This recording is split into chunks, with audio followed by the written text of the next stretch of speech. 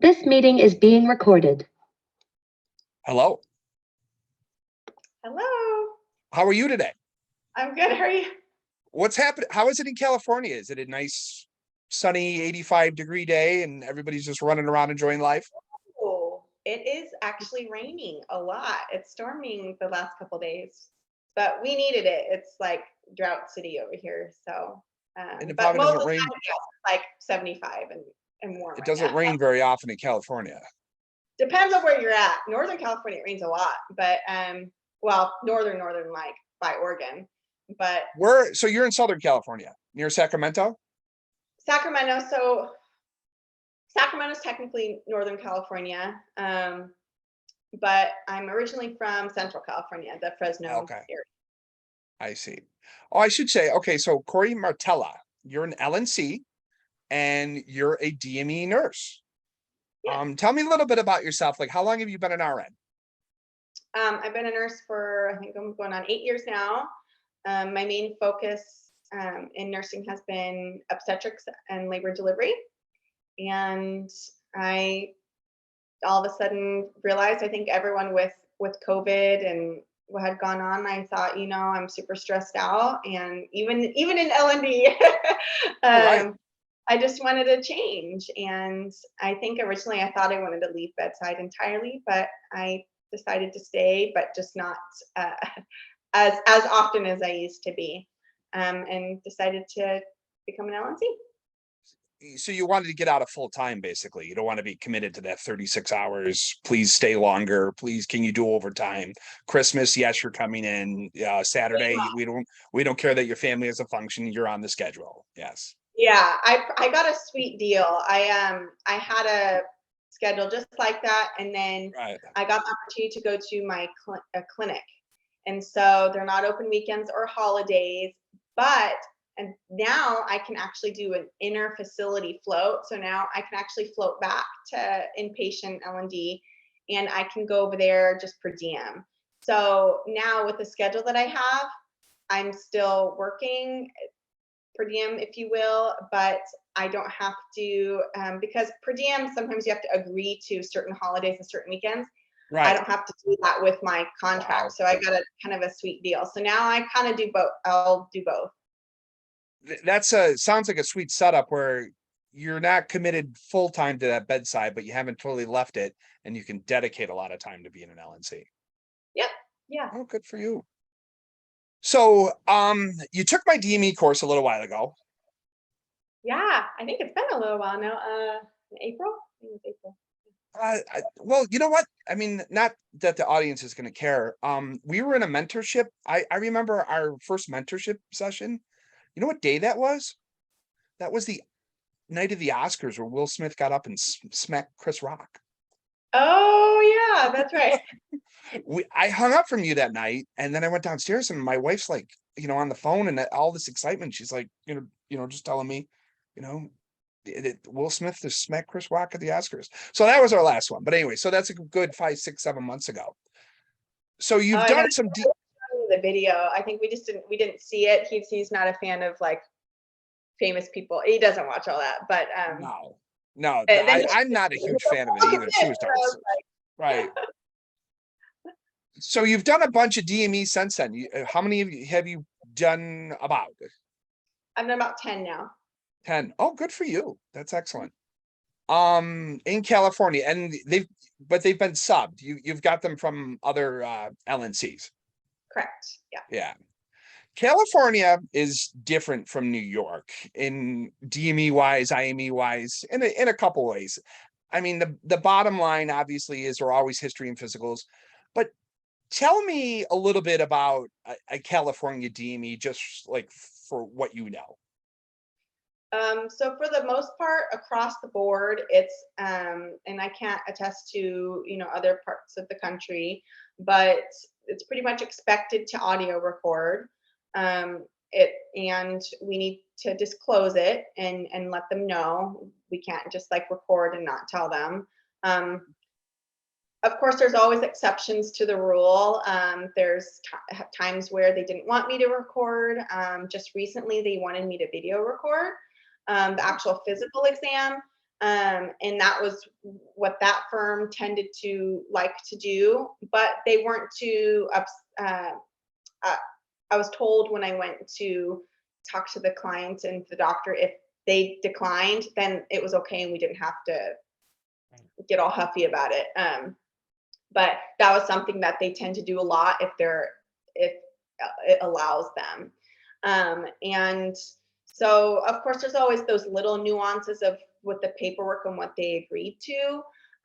But for the most part, I've done all neuro and ortho DMEs, and they just always audio recorded. And actually in California, which I never realized until I did more, there are some physicians that you will see multiple times.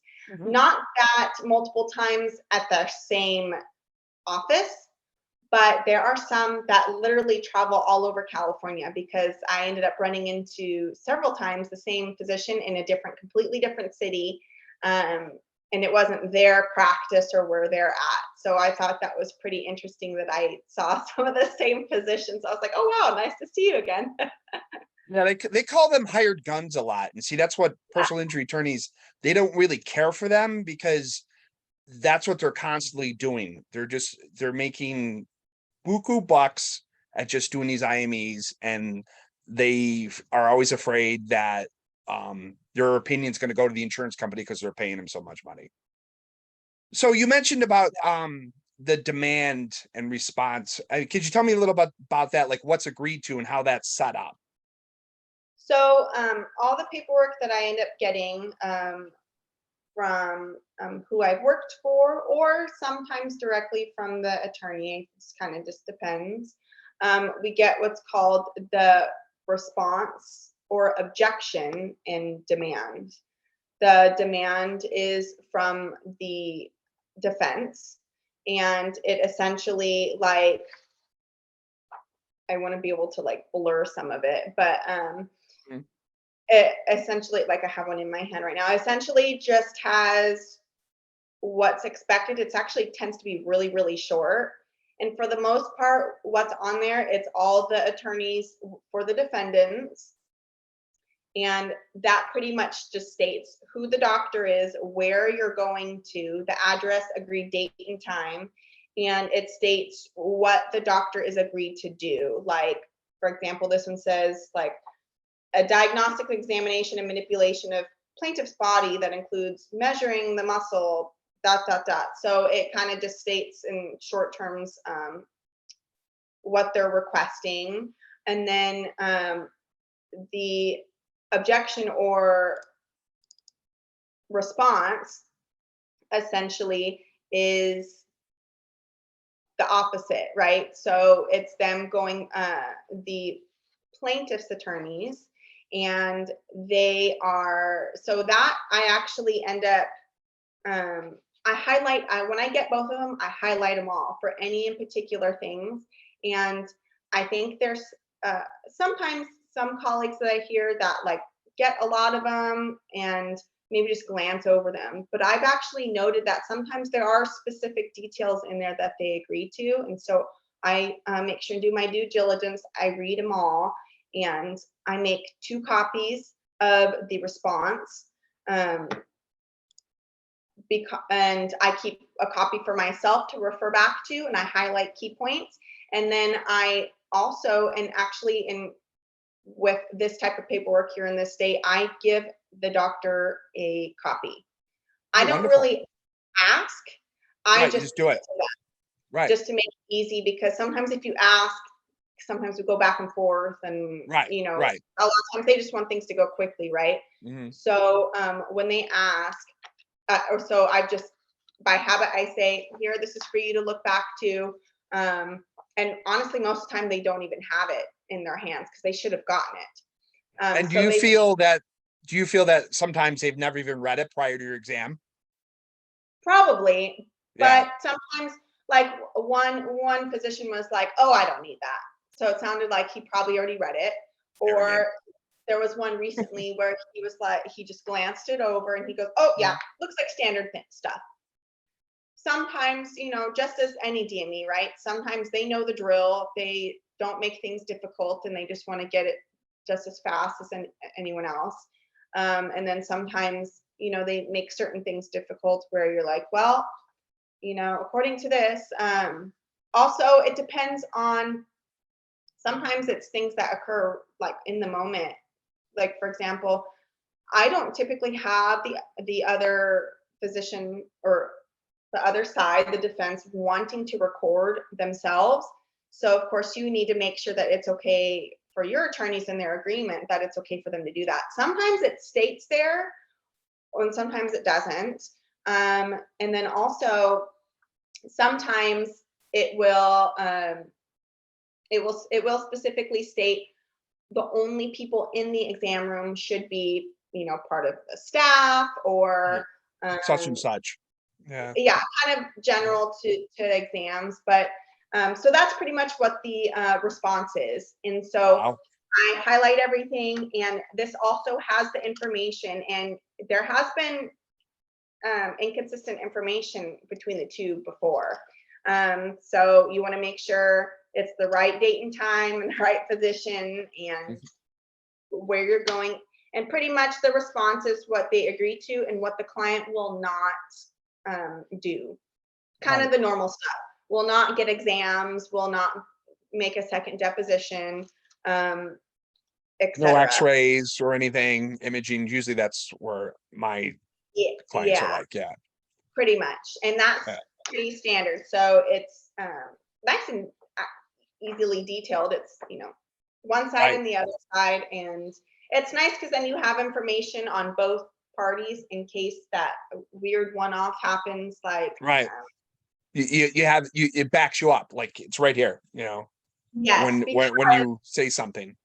Yes, because I did have one exam where it was really last minute and it was on a Saturday and there was no paperwork at all. And most of the time, of course, the paperwork states the nurse observer, whether you're a nurse or not, whatever role you're in and you're there for the client, that they have, I can't say they have a right to have them there, but that's what was agreed upon. So there was a circumstance where the doctor was just used to what he was used to, and he just didn't want me in there. And so I spoke with the attorney, and we went back and forth a lot. And he overall, he pretty much just said, if there was paperwork that agreed to it, and both sides agreed to it, then he said, then yes, yeah, I'll allow it, but I can't let you. And so you'll have circumstances like that where you're like, okay, well, you know, as long as you did your due diligence to talk to your attorney that you needed to, that's all that matters. And you're covered. Yeah. Covered, yeah. And it's good to have that paperwork too, to verify where you're going, because I'm also like, my routine now is, and of course it depends on what your attorney client wants, but I always prep the client. So I call them a day or 2 days beforehand and give them the general expected rules of do's and don'ts of the exam, what to expect. And I also ask about their injuries, so I'm not blindsided and think, oh, they talked about that and that's not what's involved in this case. Well, good for you. And then I make it an expectation, because I have absolutely gone to attend, and it wasn't the right place. It was actually one of them, Tim, I didn't speak to you on. It was the right building, but it was the wrong room. And the client was originally told the original room, but me and the nurse that hired me did not get the original room. We got the agreed upon one that was in the paperwork. So when we went, I knocked on the door and no one answered, and it was locked. No one answers. No. So I was like, okay, so what do we do? So we waited and waited and waited. We didn't hear anything. And I was like, well, I don't understand. No one's showing up. And then finally the client goes, you know, let's try this room number. And I was like, okay, like, there's, you know, what do we got to lose? Yeah. Give it a shot. we went downstairs, went to a completely different room, and then all of a sudden we're greeted by the office staff and, hi, are you so and so? And I'm like, well, this Yep. is what, so they told us the completely wrong room, and if the client hadn't even realized, we wouldn't have even shown up right. And but that's on the defense and what the attorneys agree to, and we can Mhm. only do what we can do. And I just recently told Tim about one that it was you'll go into exams where it's not a doctor's office, and I went to a building where pretty much the whole floor is people rent out the rooms for depositions, whatever, not just attorneys. It was just Right. rooms that you, It's not medical related at all. yeah. Yeah. And they had no appointment or booked room at all for any of the attorneys. So it was kind of a weird kerfuffle and hearing people get upset at attorneys Oh, sure. upset at each other. And I'm sitting here like, oh gosh, well, Isn't this no great? one's showing up. What are we doing? Gosh, that one was kind of a hot mess. And, the client couldn't find the place. And so that's why, and you never know where you're going, depending on where you're driving to or how far you're willing to drive. If it's like a little tiny office, you expect to park easily and Right. park them on time. But I leave enough, depending on the type of client that they are. Some, just like our patients, right? Some people Mhm. listen really well and take direction really well, and some do not. Don't. And no matter how much, especially if you're subcontracting, right? Sometimes I try to tell the nurses I work for, I'm like, I swear I told them that, they did not listen. You can only do so much, and you can only help so much. So Oh, exactly. You lead a horse to water. so then they get two times to hear the information, because it's a lot, right? It's a lot to take in, and they're nervous. And I tell them a day or 2 days before, and then I say, show up 30 minutes before the exam, meet me outside the building, so that way they don't walk in without you and Right. get checked in without you. Luckily, that hasn't happened to me yet, but I make sure and tell them, I say, do not go It's in, don't even go into the lobby, just don't it's go in. really good practice to do that. I always say outside the building, because there was one gal where she did go into the lobby, but sometimes you'll find that, like the hired guns, I guess you can say, some of the Right. physicians literally arrive at that time, and it's not their actual doctor's office where they're seeing patients. So they might walk by you, start talking to the client and doing things without you even I've seen that. realizing. Yeah, no. You want to make sure you're with them the entire time, and that's why I think it's really important to show up early. And obviously, in case you go downtown or somewhere crazy, you can't find the parking, you can't find the building. Right. So yeah, definitely that too. I've seen docs, they love to, if they see a client by themselves and you're not with them, they'll take advantage of that and try to like, oh, there's no, observer or an attorney. I'll get her in. And I mean, they love that. So that's a great point to be there right with them. So they're not like, manipulated in. Yes, I was blessed to work with many other nurses that I feel like I got. Tim's program was so great because it gave me the great foundations, like it. and just to Yes. know what to do, or what is Right. that? What is Right. the DME? And then, with other nurses, depending on their experience and what those attorneys have liked, I've learned little things here and there, and I've learned lessons too. We all make mistakes. I think maybe as nurses we feel that way and hard on ourselves, because if we make a mistake, we can hurt somebody. But here, Right. And they carry that over into this where that's really not the case, but you can't shake that, as a nurse. yeah. And so, Right. we're hard on ourselves. Like I was hard on Right. myself, whenever I made a mistake. And I think sometimes it's just old habits of the way doctors normally are. Because sometimes the doctors are not trying to be difficult. It's just Right. what they're used to.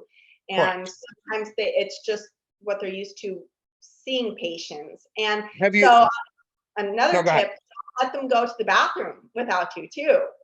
Really? Because Oh, yes. you easily leave the room, and then the doctor's out there and walks by and goes, oh wait, I forgot to ask you about blah blah blah. And you never know, because they went tinkled somewhere. Like, Right. so No, you got to walk them to the parking lot. Yeah. yeah. Have you ever interrupted an exam to like, just to, because a doc's being too much, or he's, he's saying something and he shouldn't, or he's getting a little crazy with liability? Have you ever had to intervene or interrupt one of your DMEs? I have a couple times. One of them, so it was one of my first ones, so I was still learning, and I'll always still be learning. But for the person that I was working for, they were really specific, and so they're not the treating physician. So in our nurses' eyes, they need vitals, they need height and weight, but from a DME perspective, they might not need that because they're not treating them. And Right. I would say maybe for an ortho, a height and weight obviously might be okay because they want to see if any comparisons, their height, spine, whatever. So those I had like passed on, but one of them I was like, we really don't need to get a weight, like it's not needed. But I think they were trying to get a set of vitals too, and I was like, we don't need a set of vitals. And the doctor got all huffy. Is there a reason why you interfered with my exam? And I said, Oh. no. I said, I didn't interfere at all. I said, it's part of the paperwork. But the response in California, anyways, depends on your attorney. In the response and demand, they're very general. They're not always specific as to what they can and can't do. And so it's mostly just activities that won't cause harm, lab draws, etc. Right. It wasn't a big deal. Luckily he let it go and he just moved on.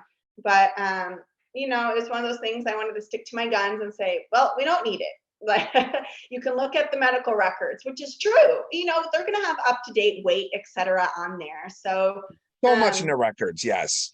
And I have to interrupt to where I think there was a staff member that came in and asked them to fill out paperwork. Oh, there was one where the appointment was not even the appointment time. They asked us to show up at a certain time, but the appointment wasn't actually booked until like an hour later. And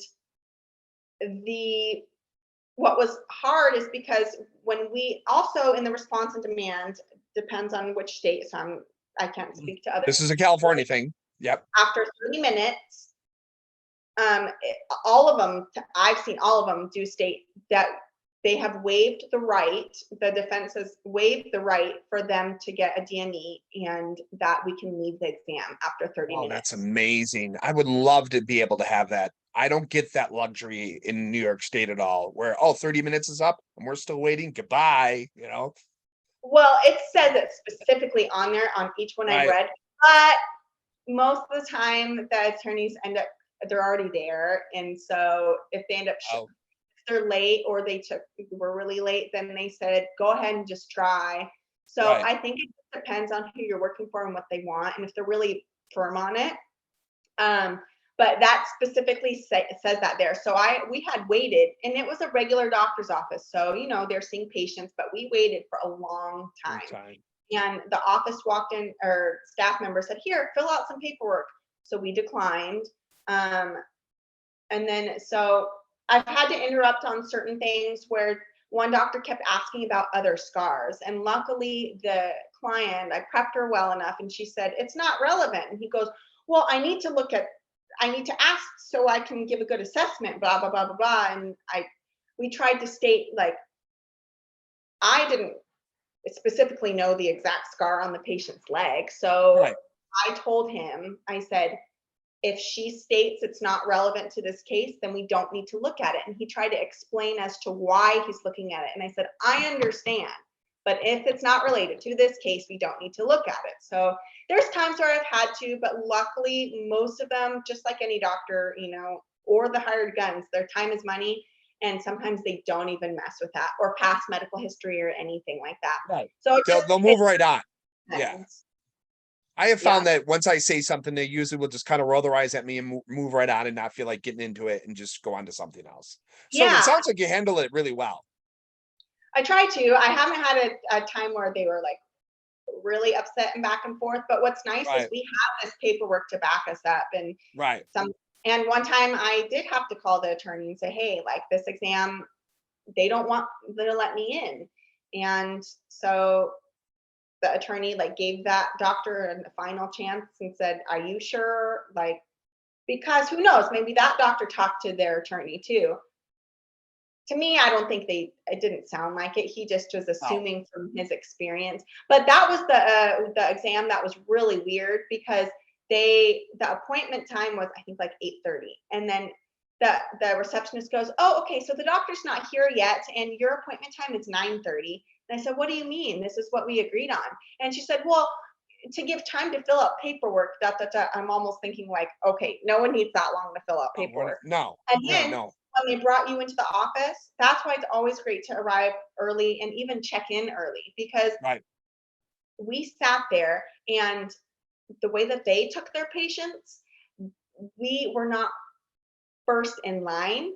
So they pretty much put appointments almost all at the same exact time. And I hate that.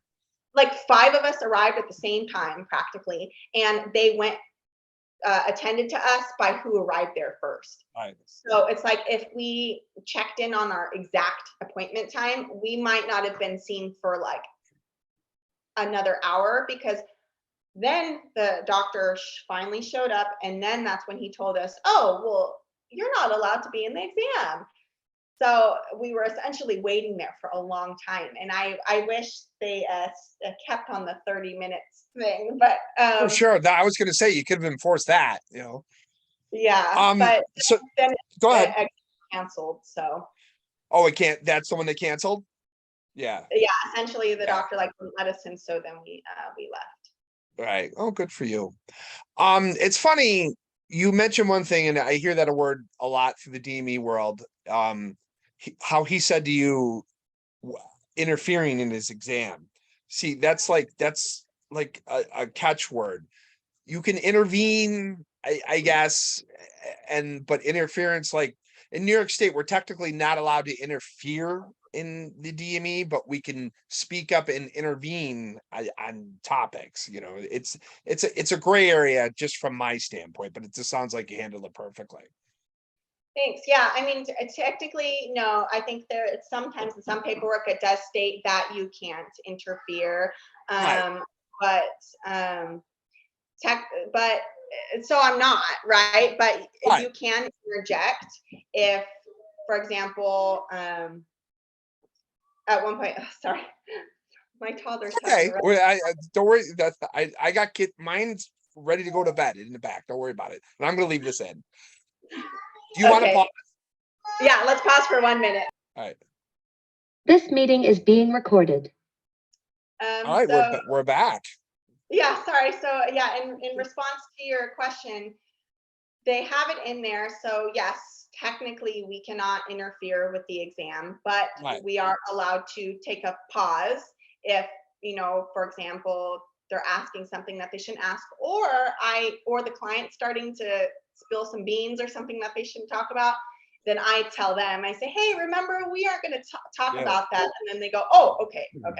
Yeah, like So yeah. yeah, I told them to cut it. Yeah. Marketing wise, have you done some marketing? How do you feel marketing has helped for you?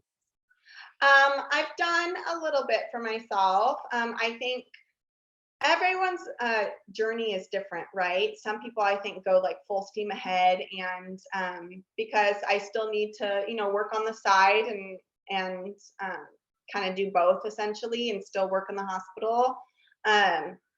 For now, I have done little things slowly. I know some people like to cold email and cold call. It depends on your personality, and I think what works good for you. I love doing things in person, so I felt like I've been able to connect with people the best, just not just exhibiting, but just going to like free events locally, like whether it's the Bar Association or like, for example, there's the California Lawyers Association. Might not exactly be the absolute best to go to because they're not all trial lawyers, but I was able to connect with people and get to know a lot of people. So, if you get close to one attorney and that's not exactly what they do, then they can refer to their buddies and their buddies. So that's what I'm hoping to do more. And I kind of like exhibiting. I really like meeting people. And so I feel like that tends to be the best for me. And then I've joined a couple associations so I can get on their listserv, or, that way I can see any events that they do have locally. I can go to them, and a lot of them are low cost. So I think you have to be picky and choosy with what you want to do and how you want to do it, because the cost can stack up really fast. So, joining all these associations, like in California, we're blessed. We have a lot of them. But because we have a lot of them cost a lot too. So, Oh yeah, I bet. trying to Yeah. find free new lawyer events or whatever, I think is the best bet to go. And if you ever want to exhibit, I would say the tables can be expensive. So try to find another LNC, maybe somebody that doesn't do DMEs, or that you could pair together. They get one work and you get the other. So I find like that's the best. And social media a little bit too. LinkedIn, because you connect. I feel like it's more more professional and work related, whereas other social medias are definitely a little bit more like, I sometimes. love LinkedIn. I say LinkedIn is a LNC DME nurse's best friend, and I have scored lots of work just because of my LinkedIn profile, and it doesn't cost anything. Yeah, you don't need the best of the best. And so I think it's just figuring it out what works for you. And Right. I'm not saying that social media doesn't work at all, because I'm sure it does.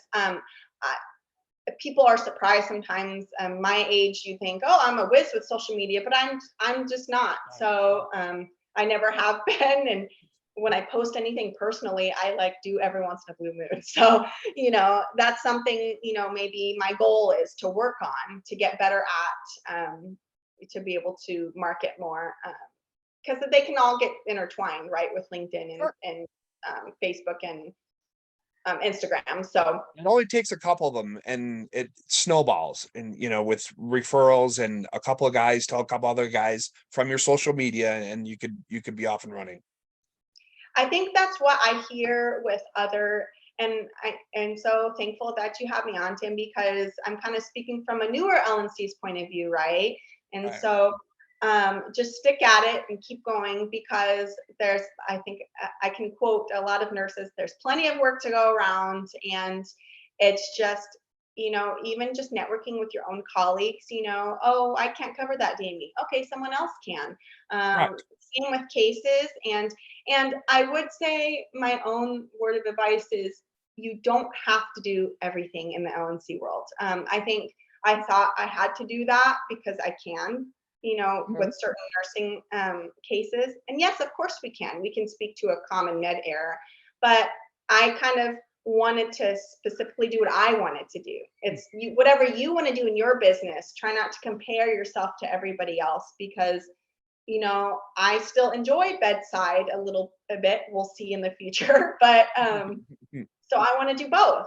There's some nurses that are like, I just want to leave completely. And some just do this as a side hustle and don't even need to market and just want to subcontract, and that's okay too. So that's kind of essentially what I did in the beginning too. So that way I can get used to what I'm doing and feel a little bit more confident talking to attorneys, because they can be intimidating, just like certain doctors, right? So Exactly. And I think there's a lot of nurses out there that would love to just be the subcontracting type. They don't want to get involved in business, but let me get into the legal nurse world for you and be your sub and do some work, and we both, make a profit together on it. There's a lot of that there. Yeah. yeah. You have an expert case that you were telling me about. You want to tell me about that just for a few minutes? Sure. So what I decided for myself and my business, of course, you can always change. You can always do other things. Or everyone says never deny work, which is true. But at the same time, I think we can, depending on if we have a specialty, I think we can do them a better service in our specialty than an area that I've never set foot in except for school. Right. We can always do the research, right? But I feel like, for example, I got asked to do a corrections case, and I have never been in corrections in my life. And I have a colleague that's what she's been in, and that's what she's good at. And that's all the attorney does. So it's like, okay, well, if I subcontract that, there's going to be a lot of back and forth and a lot of talk.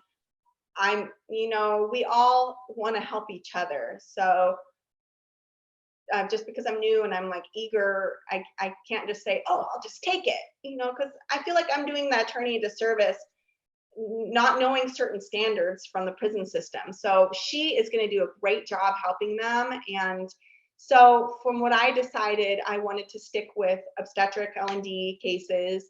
And then I've come to really like DMEs too, and because they're prevalent in California. So that's what I'm sticking to.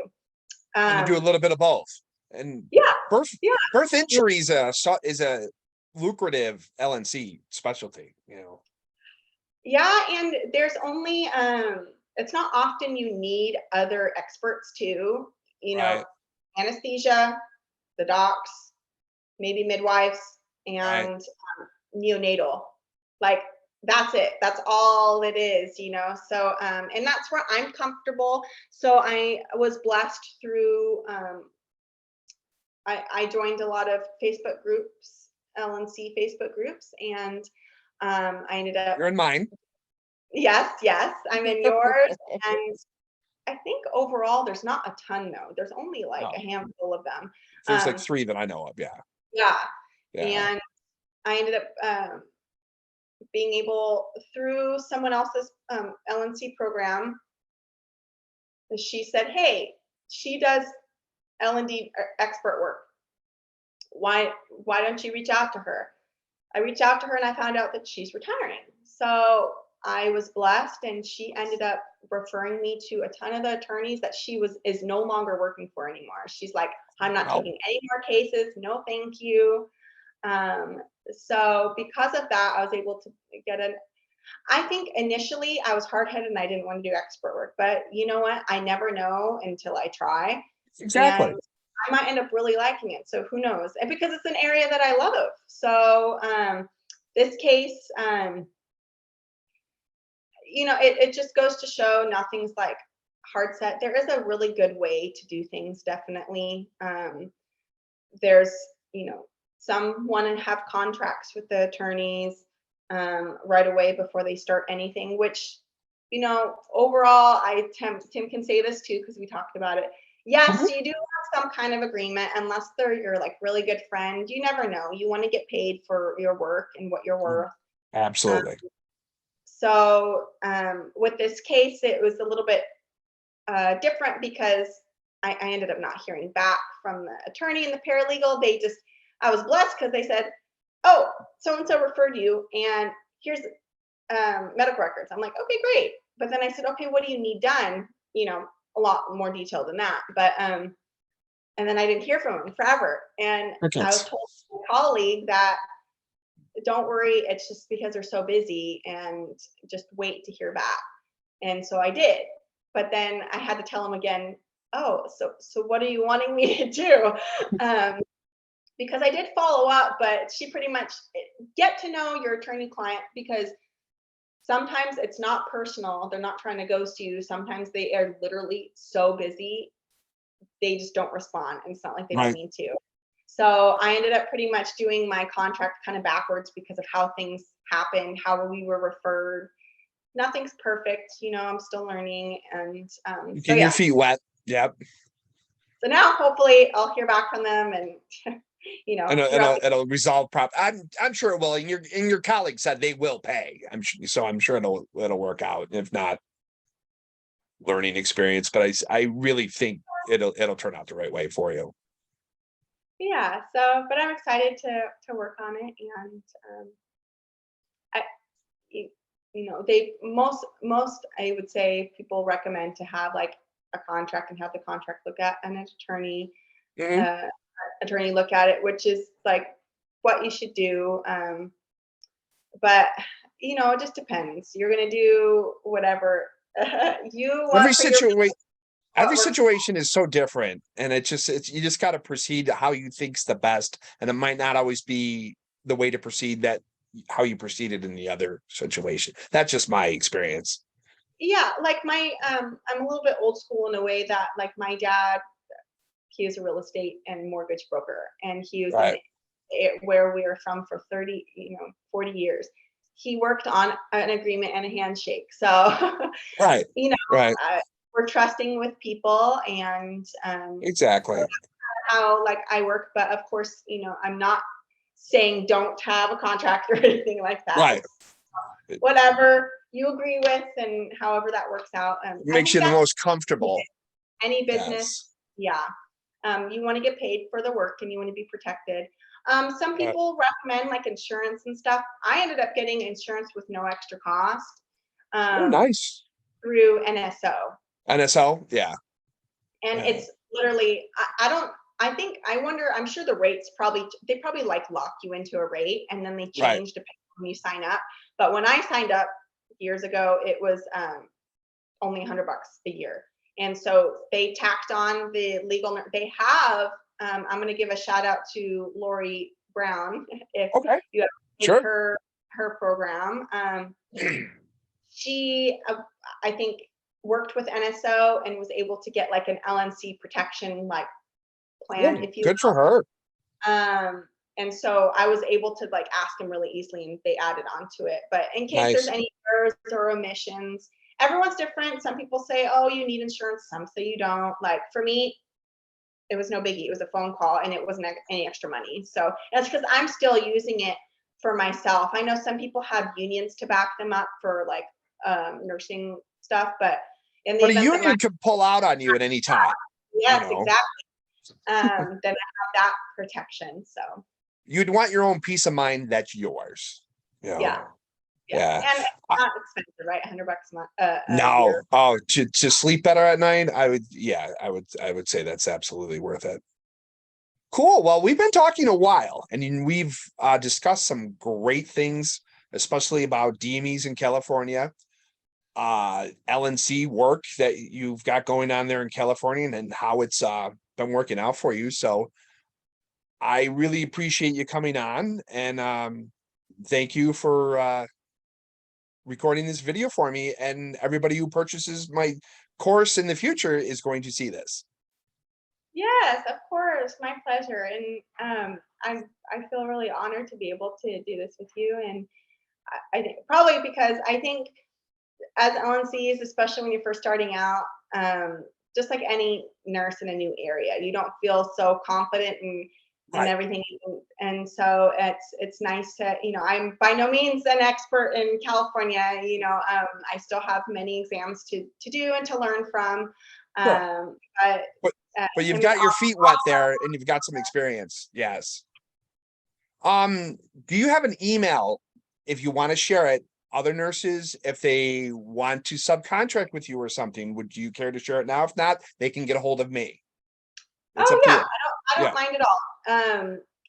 In the event that I have, because I have little kids and until they're all like a little older and in school, there's definitely going to be times where I just can't make it to an exam or it's too far for me. Everyone knows California is a huge state. Like I'm pretty much Northern California. Anything Southern is just such a far drive. Someone didn't even realize there's a lot of stuff in Southern California and San Diego. I am like 8 hours from San Diego. Oh, wow. That's way too far, right? So it's a huge state. Cut it in half, Northern California and then nurses in Southern California. But it's Corey, CORRI at advocates-lnc.com. Oh, nice. I like it. And anybody can reach out to you too if they have a birth injury case they might like you to look at.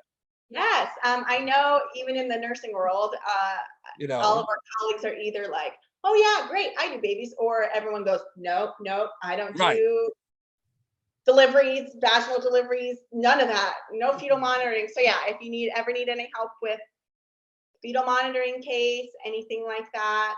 I haven't heard the word late decelerations since nursing school. I mean, that's the only time I ever knew the words. I mean, I would never be, Yeah, it's like second nature for me. And I know it's like, and some people just don't touch it at all. So I'd be more than happy to help anybody with their case. And I know a couple good experts for the NICU and good. URNA. That's an instructor. So yeah, absolutely. And because there's a lot of different nuances and aspects to birth injury for sure. And so I love that area. It always makes me excited. So yes, I'd be more than happy to help. And of course, I would do the same if I have a one-off case and I'm like, can anyone help me? And if Yeah. they're on your list, you're gonna get hold of them. Absolutely. Oh, wonderful. All right. Well, that concludes our recording. Thanks again, and we'll be in touch. Sounds good. Thank you.